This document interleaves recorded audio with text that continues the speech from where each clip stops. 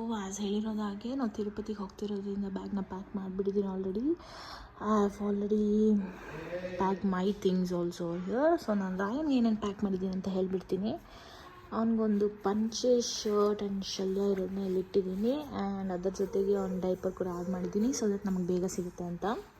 And also this is one more pair. ಆ ಡ್ರೆಸ್ನ remove ಮಾಡಿದಾದ್ಮೇಲೆ ಹಾಕ್ಕೊಳ್ಳೋಕ್ಕೆ. ಮತ್ತು ಅವ್ನ ಸಾಕ್ಸ್ ಇಲ್ಲಿದೆ, ಎಕ್ಸ್ಟ್ರಾ ಪೇರ್ ಆಫ್ ಡೈಪರ್ಸ್ ಇಲ್ಲಿದೆ. ಆ್ಯಂಡ್ ನನ್ನ ಬೇಬಿ ಬ್ಯಾಗಲ್ಲಿ ಕೂಡ ಒಂದು ಸ್ವಲ್ಪ ಡೈಪರ್ಸ್ನ ಇಟ್ಟಿದ್ದೀನಿ.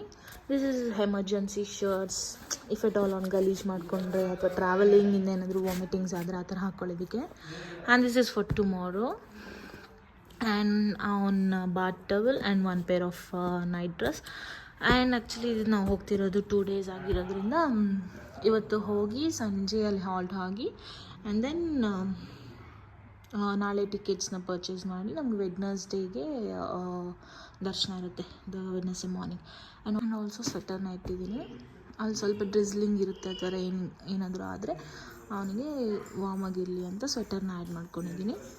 And that's it on packing done. And rest of things on water bottles and on flasks and hand keys ಅದೆಲ್ಲ ಬೇರೆ ಬ್ಯಾಗಲ್ಲಿ ಇಟ್ಕೊಂಡಿದ್ದೀನಿ. ಕ್ವಿಕ್ಕಾಗಿ ಸಿಗಬೇಕು ಅಂತ ಒಂದು ಸ್ಮಾಲ್ ಹ್ಯಾಂಡ್ ಬ್ಯಾಗ್ನಲ್ಲಿ ಹಾಕಿ ಇಟ್ಕೊಂಡಿದ್ದೀನಿ. ಇದೆಲ್ಲ ನಮ್ಮ ಕ್ಲಾತಿಂಗ್ಸ್ ಇರೋದ್ರಿಂದ ಈ ಬ್ಯಾಗಲ್ಲಿ ಸೆಟ್ ಮಾಡಿದ್ದೀವಿ. ಓಕೆ, ಬಾಯ್.